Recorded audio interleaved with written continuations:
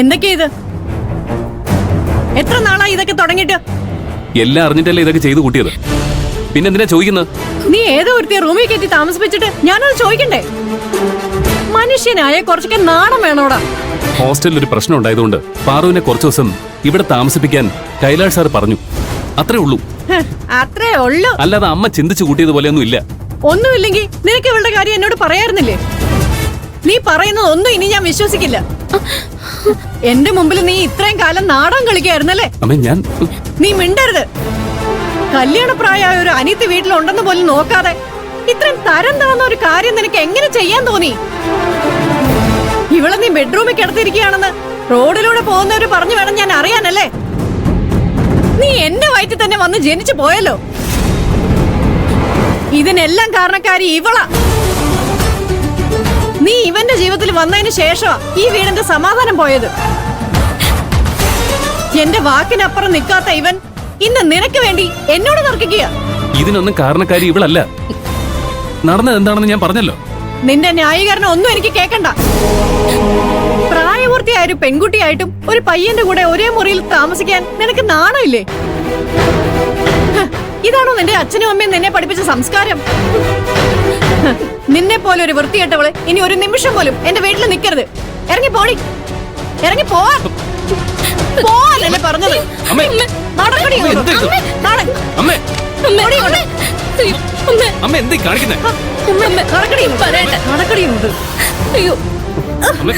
പറയുന്നൊന്ന് cake.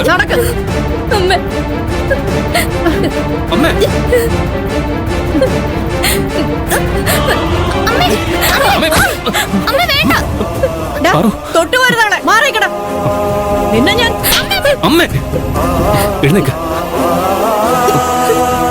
നിന്നെ നിന്റെ വീട്ടുകാരെങ്ങനെ വളർത്തിയെന്നൊന്നും എനിക്കറിയില്ല. സ്വന്തം കാര്യം സാധിക്കാൻ ഏത് നാണംകെട്ട രീതിയിലും ജീവിക്കാൻ അവര് നിന്നെ പഠിപ്പിച്ചു കാണും. പക്ഷേ എന്റെ മോൻ അന്തസ്സോടെ ജീവിക്കണമെന്ന് എനിക്ക് ആഗ്രഹമുണ്ട്. നിന്നെ പോലെ ഉള്ളവരുടെ സഹവാസം ഉണ്ടെങ്കിൽ അവനും നിന്നെ പോലെ നാണം കെട്ട ഒരു ജന്മാവും. അതെനിക്ക് സഹിക്കാൻ പറ്റില്ല. ഇനി മേല നിന്നെ ഇവന്റെ കൂടെ കണ്ട നിന്നെ കൊന്നുകളയും. നീ മിണ്ടരുത്. ഇനി എന്ത് നോക്കി നിൽക്കുക? ഇറങ്ങി പോടി, ഇറങ്ങി പോവാൻ.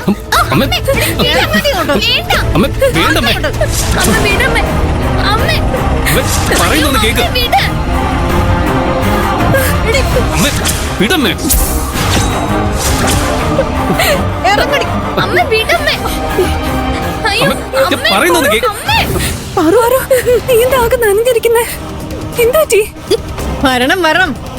നിങ്ങളെയൊക്കെ കണ്ട് 4 വർത്തമാനം പറയാനിരിക്കുകയായിരുന്നു ഞാൻ. ഇവളെയൊക്കെ ഹോസ്റ്റലിൽ തളച്ചിടാൻ പറ്റുന്നില്ലെങ്കിൽ അവളുടെ വീട്ടിലേക്ക് പറഞ്ഞു വിടണം. എന്റെ വീട്ടിലേക്ക് അയച്ച് എന്റെ കുടുംബത്തിന് മനസമാധാനം എന്തിനാ തകർക്കുന്നത്? അങ്ങനെയൊന്നും പറയരുതമ്മ. മാഡത്തിന്റെ ഭാഗത്ത് ഒരു തെറ്റുമില്ല. ഞാൻ അമ്മയോട് തെറ്റ് ചെയ്തിട്ടുണ്ട്. അതിന് അമ്മ എന്നെ എത്ര വേണമെങ്കിലും തല്ലിക്കൊള്ളൂ. പക്ഷെ മാഡത്തിനൊന്നും പറയരുത്. ഞാൻ എന്ത് ചെയ്യണമെന്ന് നീ എന്നെ പഠിപ്പിക്കണ്ട. നീ എന്ത് തെറ്റ് ചെയ്തെന്നാ പറയുന്നേ? എല്ലാത്തിനും ഉത്തരവാദി ഞാനാ. ഞാൻ മാഡത്തിനോട് എല്ലാ സത്യവും പറഞ്ഞു കഴിഞ്ഞു. ഇനി നീ എനിക്ക് വേണ്ടി അപമാനം സഹിക്കേണ്ട കാര്യമില്ല. ആന്റി വിചാരിക്കുന്ന പോലൊരാളല്ല ഇവള്. ഞാനടക്കമുള്ള കുറെ പെൺകുട്ടികളെ രക്ഷിക്കാൻ ശ്രമിച്ചതുകൊണ്ടാ ആരും ഒരു പ്രശ്നത്തിൽ ചെന്ന് ചാടിയത്.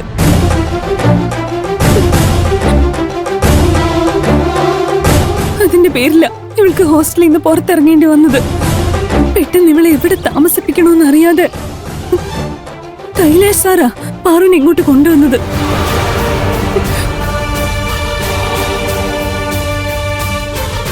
പ്രിയൻ പാറുവിനെ സഹായിക്കാൻ വേണ്ടിയാ ഇതൊക്കെ ചെയ്തത്. ദയവ് ചെയ്ത് പാറുവിനെ കുറിച്ച് മോശമായിട്ടൊന്നും പറയരുത്. പാറു ഈ വീട്ടിലാ കഴിയുന്നതെന്ന് ശോഭയ്ക്ക് അറിയില്ലെന്ന് എനിക്കിപ്പോഴാ മനസ്സിലായത്. അവരത് തുറന്നു പറയാത്തതിന് കാരണം പേടിയാ. നമ്മൾ അവരോടുള്ള കരുതൽ കാരണം കാണിക്കുന്ന ദേഷ്യത്തെ പേടിച്ചിട്ട് കുട്ടികൾ ചിലപ്പോ നമ്മളോട് സത്യം പറയാൻ മടിക്കും. നമ്മൾ അവരുടെ പ്രശ്നം എന്താണെന്ന് ശാന്തമായി കേൾക്കുന്നതിന് പകരം പൊട്ടിത്തെറിച്ച് ഇങ്ങനെയൊക്കെ സംഭവിക്കും. മുതിർന്നവരായ നമ്മള് ദേഷ്യത്തിൽ പല തെറ്റുകളും ചെയ്യുമ്പോ കുട്ടികൾ പേടിയിൽ ചില തെറ്റുകൾ ചെയ്യുന്നത് സ്വാഭാവികമല്ലേ? എനിക്ക് നിങ്ങളുടെ ഉപദേശം ഒന്നും കേൾക്കണ്ട. ഇവള് കുറെ പെണ്ണുങ്ങളുടെ ജീവൻ രക്ഷിച്ചു കാണും. അതിന് നിങ്ങൾ അവളെ തലക്കേച്ച് വെച്ചോ? എന്നെ സംബന്ധിച്ചിടത്തോളം ഇവൾ ഈ കുടുംബത്തിന്റെ സമാധാനം കളയാൻ വന്നോളാ.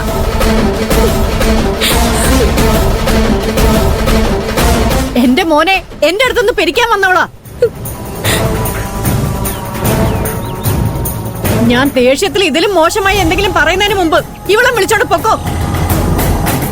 പാറുവിനെ കൂട്ടിയിട്ട് പോകാൻ വേണ്ടി തന്നെയാ ഞാൻ വന്നത്.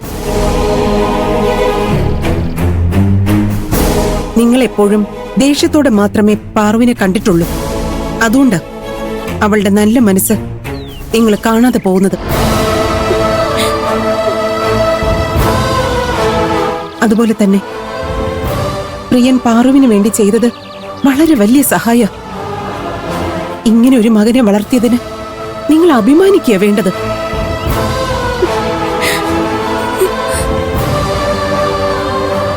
വാ പാറു, നമുക്ക് പോകാം.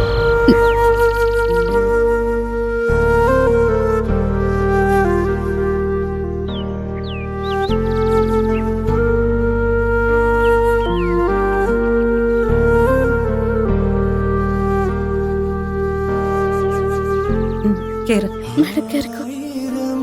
ചിരാതുകൾ ജീവനിൽ കൊളുത്തി നീറുമെൻ കിനാക്കളിൽ നീയൊരാൾ നിറഞ്ഞ